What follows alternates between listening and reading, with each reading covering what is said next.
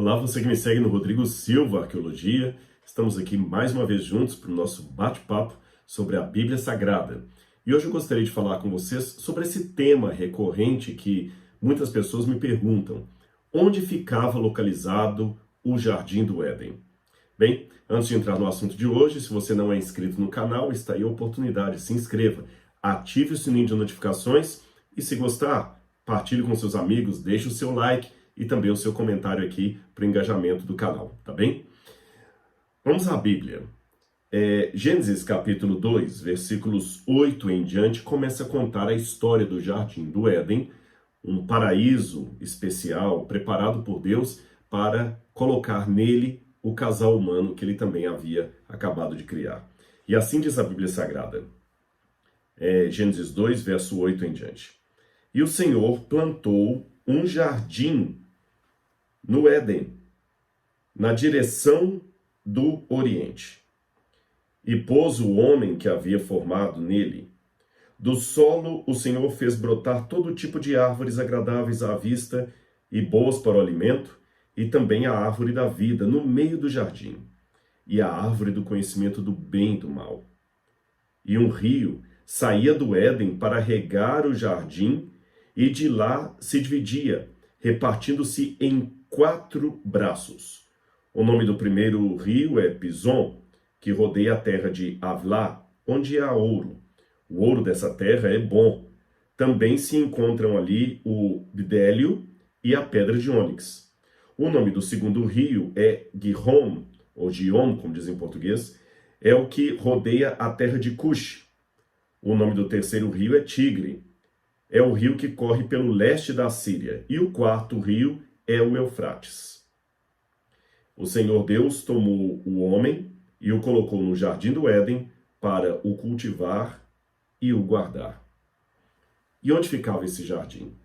Bom, eu me lembro de uma vez que um idoso pastor falou comigo que ele teve o privilégio de ir o mais próximo que ele poderia do Jardim do Éden. Ele se referiu a uma experiência que ele teve quando visitou o Iraque e ali esteve no rio Eufrates, bem lá perto, lá embaixo, quase próximo ao Golfo Pérsico. Eu ainda não tive o privilégio de conhecer o Iraque. Da lista dos países bíblicos ou de histórias bíblicas que eu ainda preciso conhecer, o Iraque está lá. O Iraque e a Síria, lugares onde eu não pude entrar até hoje por causa, infelizmente, da guerra. Mas um dia, a menos que Cristo volte antes, eu espero poder conhecer esses 2 países, o Iraque e a Síria. E nesses países você tem, de fato, os 2 rios, com nomes que são idênticos aos mencionados aqui na Bíblia, o rio Tigre e o rio Eufrates. Juntos, essa parte que vem desde os Montes Zagros, lá no Irã, até passando aqui embaixo, assim, formando uma lua crescente, é o lugar chamado Crescente Fértil, ou Mesopotâmia. Aliás, o nome Mesopotâmia vem justamente da junção de 2 palavras gregas. Meso, que significa intermediário, no meio de, e potamos, que significa rio, tá certo? Então, entre terra, entre rios, Mesopotâmia, entre os rios. E os rios seriam, obviamente, o Tigre e o Eufrates. Várias perguntas sobem à nossa mente aqui. Será que esse pastor que disse ter ido mais próximo do rio Eufrates estaria correto? Ele falou isso certamente baseado na passagem da Bíblia que fala que dos 4 rios mencionados em ligação com o Jardim do Éden, você tem 2 deles chamados Tigre e Eufrates, que são os rios que estão ali na Mesopotâmia. Aliás, muitos aldeães ou cidadãos daquela terra falam, realmente aqui ficava o Jardim do Éden. Será isso verdade?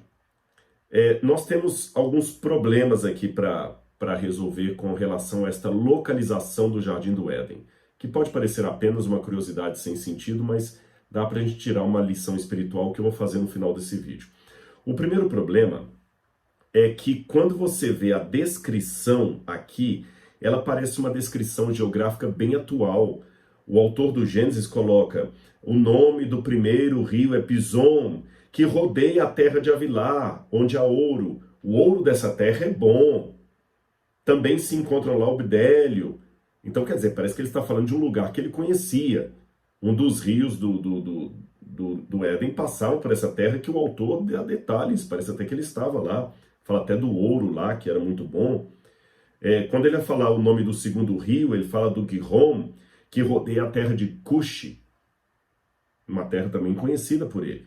Ou seja, parece que ele está falando sempre de uma geografia presente, algo que ele experimentou. O grande problema começa a surgir aqui. Em primeiro lugar, o rio Tigre e Eufrates, nós sabemos onde ficavam, mas o rio Gihon e Pison, ninguém faz ideia onde seriam esses rios. Ninguém faz ideia. Mesmo a terra de Avilá e Cush, não temos uma certeza absoluta onde ficava. Na verdade, no Antigo Oriente Médio, não há nenhum rio que se divida em 4 braços, conforme a descrição aqui. E embora, se você for fazer um desenho ali do Golfo Pérsico, você de fato tem o Tigre e Eufrates nascendo aparentemente de um mesmo rio, mas ele não se divide em outros 2 braços. Quais seriam esses outros 2 braços aqui?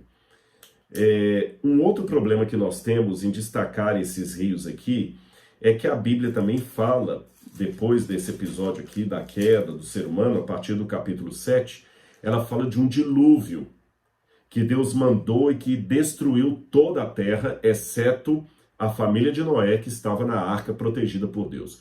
O resto da terra foi inundado. Então imagina, se o dilúvio de fato foi um evento universal, não ficou nada da geografia pré-diluviana que a gente possa tomar por referência.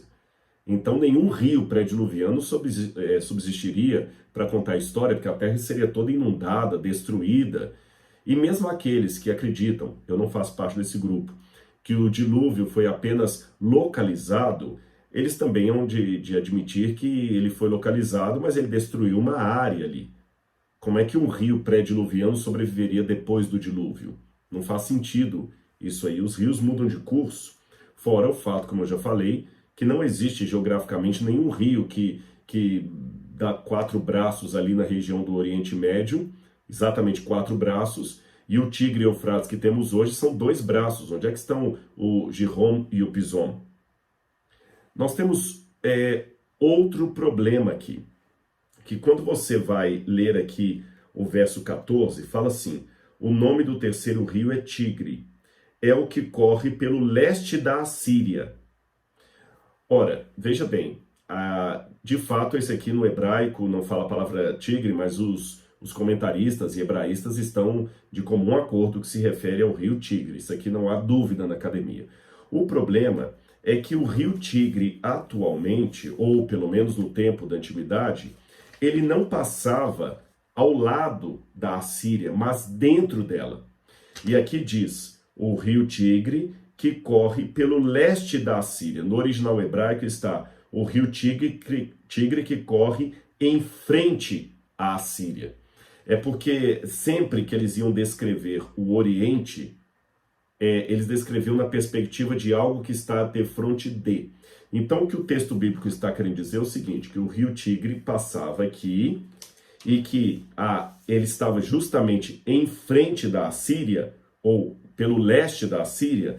Então dá a entender que aqui estaria, nessa bolinha, a Assíria, tá vendo? E ao leste dela estaria o rio Tigre, ou seja, defronte dela. O problema é que o rio Tigre não está defronte da Assíria. Ele está passando pelo meio da Assíria. Alguns especialistas antigos, como Seis, diziam que, na verdade, o texto estava falando de Ashur, a capital da Assíria. E Ashur, de fato, ficaria aqui e o rio passaria diante dela. Mas a palavra Ashur, a capital da Assíria, não é usada em nenhum outro momento na Bíblia. Todas as vezes que a Bíblia fala da Assíria, fala do país. Então nós temos aqui uma imprecisão geográfica. Uma imprecisão geográfica. O rio Tigre não passa a leste da Assíria. Então é muito complicado isso aqui. Ele não passa em frente para o ocidente. Aliás, tem um outro problema também. Quando eu pego a capital, Ashur, ela está o rio está no ocidente dela e não ao oriente. Tem esse outro problema para resolver também. Então tem uma imprecisão geográfica aqui. Bom, tentativas houve as mais diferentes de tentar localizar o Éden, tentar corrigir essas discrepâncias históricas aqui. A terra de Cush, para muitos, seria a Etiópia. A terra de Avilá, a terra do ouro. Alguns pensam que a palavra Avilá significa terra de areia, mais ou menos. Alguns pensam que a terra de Avilá seria no sul da Arábia, porque realmente o que você tem ali é um deserto, é uma terra de areia. Então, no sul da Arábia que ficaria a terra de Avilá. Aí alguns, com base nisso, até acreditam que, quando a Bíblia fala, eu vou tentar mostrar um mapa para vocês aqui, que o rio Pison seria provavelmente esse rio aqui, Oxus, que também é chamado de Moram Edem, que é um rio que fica ao norte, a Mudaria, melhor dizendo. O nome dele seria a Mudaria, que ficaria onde hoje seria o Irã, seria a Pérsia. Então o rio ficaria aqui. O Tigre e Eufrates estariam aqui no meio, e o outro rio que se perdeu seria o rio Nilo. Uma referência ao rio Nilo, ao rio persa, o rio de Amudaria, e o Tigre Eufrates aqui. O grande problema com essa descrição é porque isso aqui não tem nada a ver com um rio que se divide em 4 braços. Outros tentaram dizer que o quarto rio não seria esse rio persa, mas seria o rio Ganges, que está lá na Índia.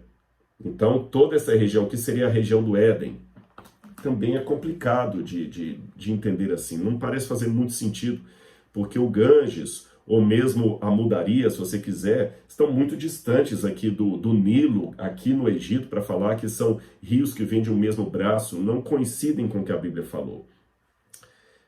Como é que a gente pode resolver esse problema, Rodrigo? Onde estaria o Jardim do Éden? Eu já vi várias colocações. A mais clássica acredita que o Jardim do Éden seria ali no Golfo Pérsico, porque dali que sai o braço que vai dividir entre Rio Tigre e Eufrates. Outros pensam que seria no Bahrein. Outros acham que seria na região de Barça. Outros acham que o Éden ficava na Turquia. Outros acham que é no Irã. Alguns acham que seria na Pérsia. E há alguns que acham que o Éden seria na Etiópia. E há quem acredite que o Jardim do Éden ficaria em Jerusalém, onde hoje é Jerusalém. Por que em Jerusalém? Bom, quando você vai para Ezequiel, capítulo 28, versículos 12 a 15, você tem uma passagem curiosa.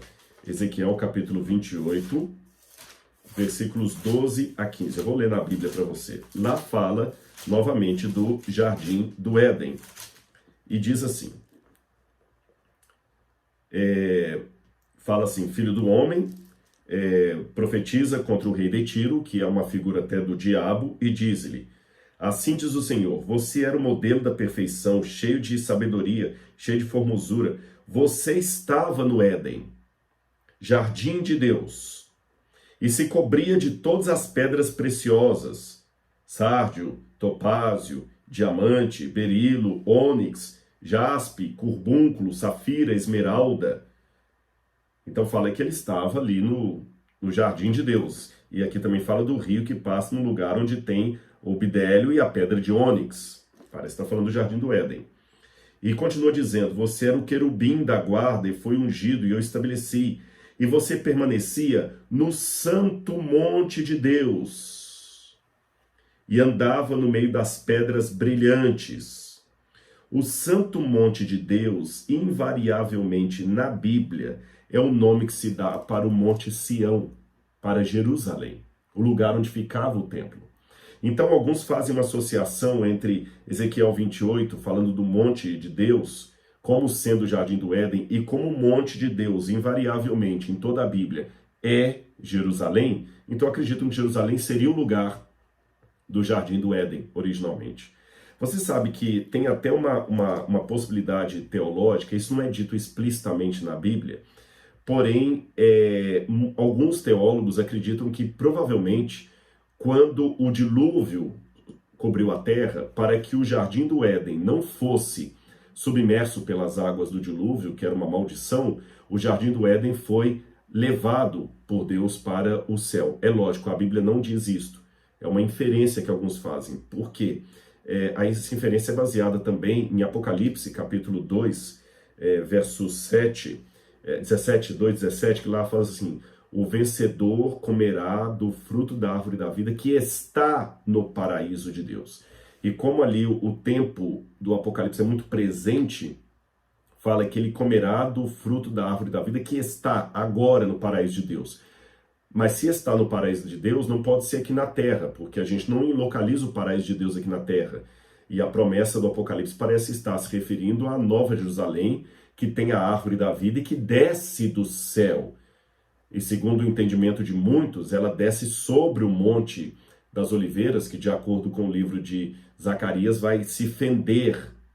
E ali haverá o juízo final. E existe inclusive uma crença judaica que Jerusalém será o último ato de juízo de Deus com os homens, que muitos pensam que será aquela cena do final do milênio no Apocalipse, quando a Nova Jerusalém desce sobre o Monte Sião, sobre o Monte das Oliveiras, e abre uma fenda, e no lugar da Jerusalém terrena, desce a Jerusalém do céu, que de acordo com uma interpretação teológica que faz sentido, a Jerusalém do céu é nada mais nada menos que o Éden restaurado.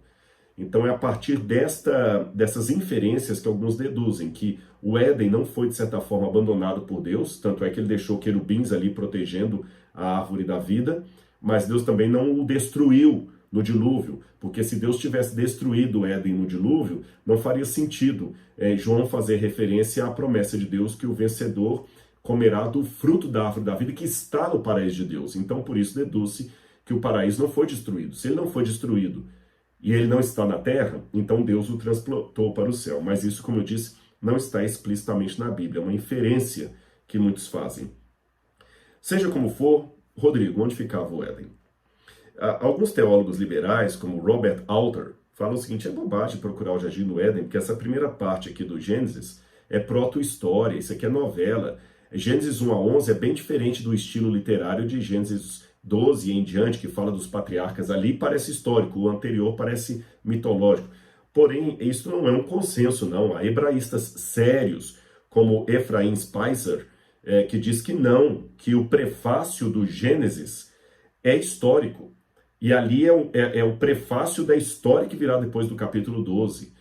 E até a forma como descreve aqui o Bidélio e tudo, então alguns pensam que existe alguma historicidade, sim, no Gênesis. Mas se houve essa historicidade, o dilúvio cobriu a terra, por que eu posso dizer que esses rios aí é onde estaria localizado o Jardim do Éden? No Talmud, você fala do Éden do alto e do Éden de baixo, que aparentemente os dois se encontram quando, pela hipótese que eu levantei, o Éden daqui foi levado para as alturas por Deus. Bom, como é que eu interpreto isso aqui?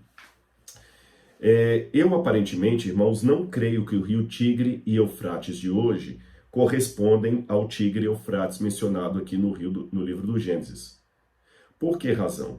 O dilúvio foi um evento tão catastrófico que, se ele foi verdadeiro como a Bíblia apresenta, ele não pode ter sido uma inundação.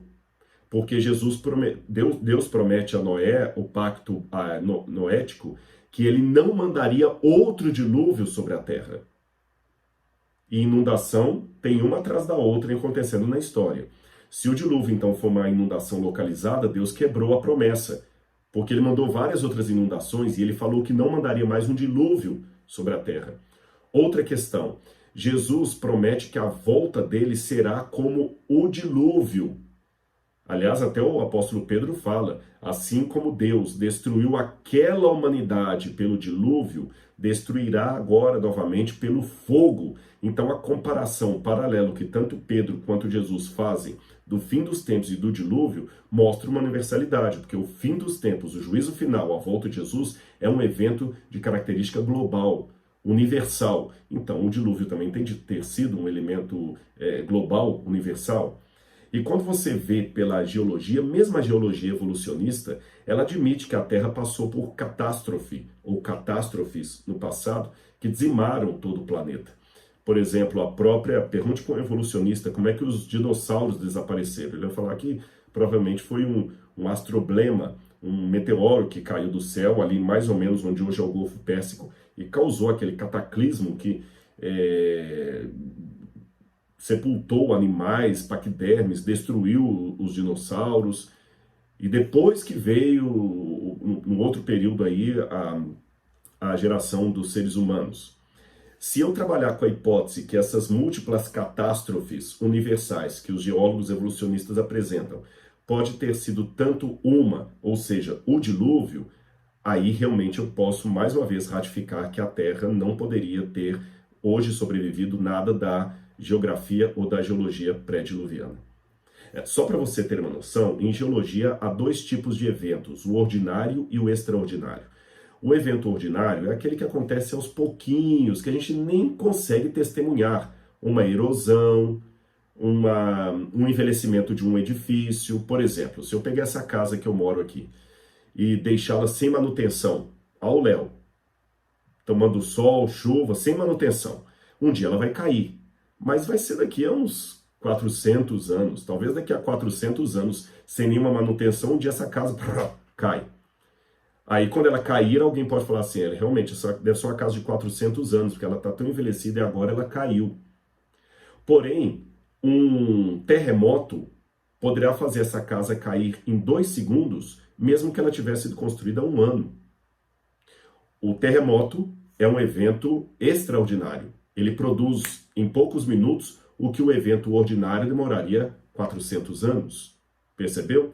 Então, a diferença entre a cosmovisão geológica bíblica e a evolucionista é que, como o evolucionista não trabalha com a ideia de um dilúvio, de uma catástrofe, ele joga para milhões de anos um evento, como se fosse ordinário, que numa situação extraordinária podia acontecer em meses. Um tsunami destrói toda uma cidade em meses e sepulta tudo rapidamente, enquanto que uma erosão vai demorando séculos para obter o mesmo efeito. Então, partindo do pressuposto que mesmo na evolução eles trabalham com a ideia de um meteoro que bateu na Terra e destruiu todos os dinossauros e tudo mais, eu posso trabalhar que o dilúvio é uma catástrofe, um catastrofismo que ocorreu em toda a Terra e causou a quebra da Pangeia, que os continentes se dividiram, provocou tsunamis que provocaram alagamentos terríveis e também fissuras nas pedras, coisas como o Grand Canyon podem ter sido formados numa catástrofe assim e outras coisas parecidas. Então não sobraria nada pré-diluviano para eu dizer, é o mesmo rio que estava lá saindo do Éden. Esse é um primeiro ponto. Eu tenho uma outra explicação. Para mim, quando você vai, por exemplo, aqui no Brasil, no Rio de Janeiro tem uma cidade chamada Nova Friburgo. A TV Novo Tempo ficava lá. Por que Nova Friburgo? Porque os que moraram ali no início eram descendentes daqueles que vieram da Alemanha, onde tem a cidade de Freiburg. Então lá tem a cidade de Freiburg, eles aportuguesaram para Friburgo e criaram Nova Friburgo. Percebeu? Porque tem uma cidade lá. Da mesma maneira, os judeus que foram para os Estados Unidos, tinha uma cidade de York, na Europa, eles fundaram uma cidade chamada Nova York. Nova York. Você tem então Nova Friburgo. Você tem, sei lá, são várias cidades que eu poderia dar o exemplo. Nova Venécia, por causa de Veneza, da Itália. Então tem um monte, Nova Odessa, por causa da cidade de Odessa. Então, como assim as pessoas acabam rebatizando assentamentos atuais com o nome de um assentamento antigo que tem a ver com os seus ancestrais? Eu posso entender que aqueles primeiros habitantes da Mesopotâmia, cônscios da tradição dos seus ancestrais, que vieram de Noé, rebatizaram o nome daqueles 2 rios ali, Tigre e Eufrates, com o nome que os seus ancestrais contavam dos rios que saíam do antigo Éden. Porque a ideia do Éden é encontradiça em muitos tabletes cuneiformes da primeira literatura produzida pela humanidade ali na Mesopotâmia. Falavam do jardim de Edim, ou Edino, que significa planura, tal como a palavra Éden em hebraico. E a história é muito parecida com a Bíblia. Fala de um jardim que tinha um casal que perdeu a salvação de um dilúvio. Então eles simplesmente rebatizaram aqueles 2 rios com o nome dos rios da tradição adâmica que eles traziam, daqueles que sobreviveram ao dilúvio. Só isso, só isso. E como o lugar parecia realmente um paraíso, um crescente fértil, chamaram aquele lugar ali de Eridu, que é uma das primeiras cidades que se fundam ali na região do Golfo Pérsico. E Eridu parece ter uma relação com a palavra Éden, porque você tem no tablete a ligação com Edenu. E de Eridu, os dois rios que saem ali, eles falavam Tigre e Eufrates. Só isso. Eu sei que essa minha hipótese não resolve um outro problema, que é o fato do descritor do Gênesis parece falar de localizações geográficas que ele estava familiarizado com elas. Olha a terra de Avilá, a terra de Cush, que eu falei que poderia ser a Etiópia, Avilá podia ser o sul da Arábia. Só que eu noto no livro do Gênesis uma anotação editorial que provavelmente nem seria de Moisés. Isso que eu vou dizer aqui, eu falo com muito cuidado, porque eu não estou endossando a hipótese documentária da alta crítica. Quem estudou teologia sabe do que eu estou falando, que acredita que o Gênesis é uma coxa de retalhos de vários autores. Não vejo assim. Eu acredito que a maior parte do Gênesis foi escrito por Moisés, mas um editor pode depois ter ajuntado os capítulos, dado o formato editorial, e esse editor fez anotações posteriores a Moisés. Por exemplo, Ur aqui é descrito como Ur dos Caldeus. Na época de Moisés não existia Ur dos Caldeus, Caldeia. Isso é uma nomenclatura posterior. Então você vê que alguém fez ali uma atualização do texto para fazer uma referência, mais ou menos, do que ele quer dizer. Quando Abraão foi perseguir os que tinham atacado Ló e sequestrado Ló, diz que ele os perseguiu até Dan. Mas Dan é uma cidade que só ia ter esse nome séculos depois, quando Jacó teria um filho chamado Dan, que por sua vez geraria uma tribo das de Israel chamada tribo de Dan. Essa tribo conquista a cidade de Lechem e ele dá o nome de Dan. Isso eu estou falando por volta de 1300 a.C., enquanto Abraão está por volta de 1800, 1900 a.C., ou seja, estou falando de 500 anos antes. Como é que Abraão poderia persegui-los até Dan se não existia nenhuma cidade com esse nome? Essas atualizações são similares àquela que os historiadores usam quando falam em 1500, Pedro Álvares Cabral descobriu o Brasil. Ele não descobriu o Brasil, não tinha nenhum país com esse nome. Como é que você vai descobrir uma coisa que não existe? A rigor, Pedro Álvares Cabral, em 1500, descobriu uma terra que muito tempo depois viria a ser chamada Terra de Veracruz, Terra de não sei o que mais, tal, Terra Brasil, Terra do Brasil. Mas para não complicar com tantos detalhes, o historiador facilita. Ele descobriu o Brasil. Cristóvão Colombo, em 1496, descobriu a América. Ele descobriu a América. Ele nem sabia que aquele continente ia se chamar América. Ele descobriu uma terra que depois se chamaria América. Então essas atualizações anacrônicas da história também estão aqui no texto do Gênesis. E eu acredito que esse mesmo editor que fez algumas anotações anacrônicas aqui, também fez algumas anotações. Olha, o primeiro rio é o Pison, que rodeia a terra de Avilá. Olha, ele fez uma anotação. Por que ele fez essa anotação? Dando mais ou menos as coordenadas geográficas, a partir de onde eles imaginavam que poderia ser a região do Éden, na Banda do Oriente. Porque é importante notar também que Éden é o nome de uma região. Uma região. E o Senhor plantou um jardim no Éden. É que, pela tradição histórica, a gente acabou chamando o jardim também de Éden, assim como chamamos Mar da Galileia, o lago que fica na Galileia, mas a rigor, Galileia não é só o nome do lago, Galileia é uma região, a região da Galileia. E na região da Galileia tem um lago que também é chamado Lago da Galileia. Então, na região do Éden, tem um jardim que também é chamado de Éden. Simples assim. Mas a região do Éden é maior do que o jardim do Éden. Tanto é que, quando vai falar dos rios, fala assim, um rio saía do Éden para regar o jardim. Então o rio nem nascia no jardim. Ele nascia na região para regar o jardim. E o autor, pelo menos dessa anotação aqui, imaginava que, mesmo com a configuração atual, provavelmente o local dessa região do Éden, antes do dilúvio, seria aquele local que hoje nós chamamos de Oriente Médio ou Crescente Fértil. Só isso. Mas não a localização precisa do jardim. Eu sei que você pode ficar um pouco desanimado. Poxa, eu pensei que o Rodrigo ia responder, então onde era o Jardim do Éden? Então não é lá no Iraque? Não. Mas eu quero ler para você uma passagem aqui de Lucas, capítulo 17, verso 20 em diante.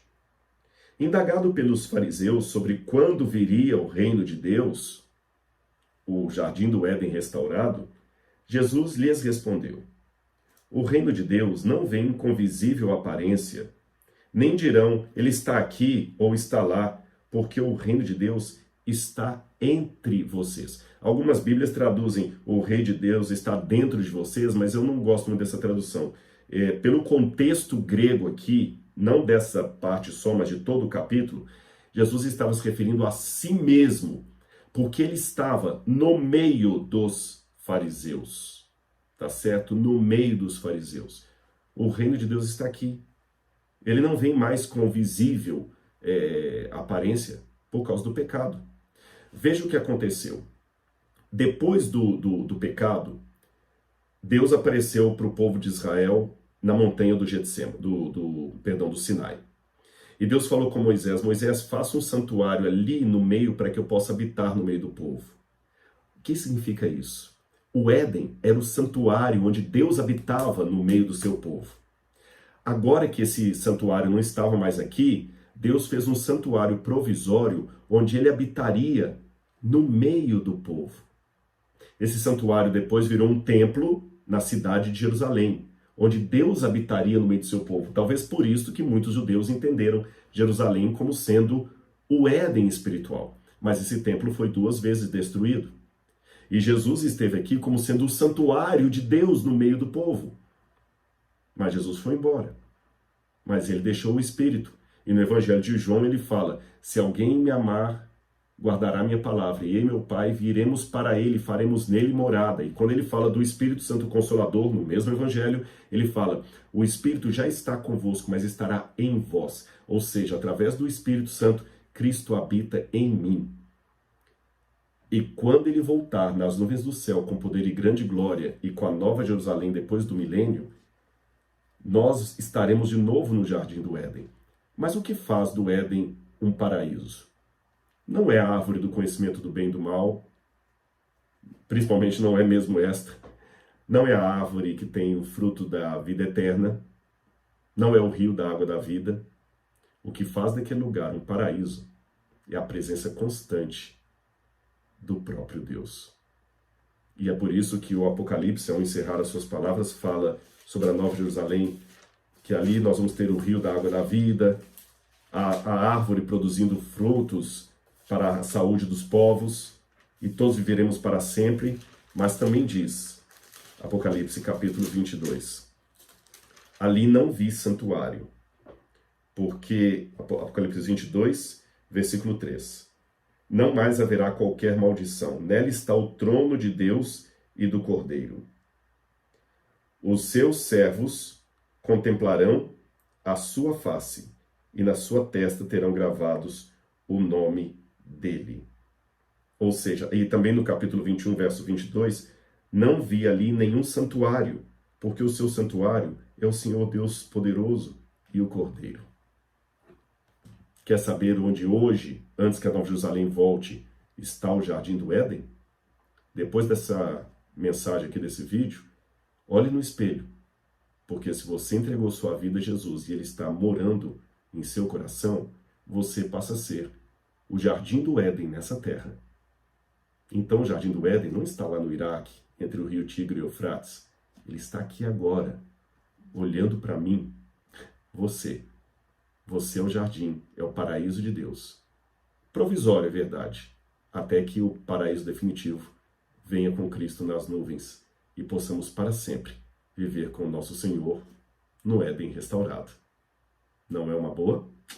Um abraço e até o nosso próximo encontro. Tchau, tchau.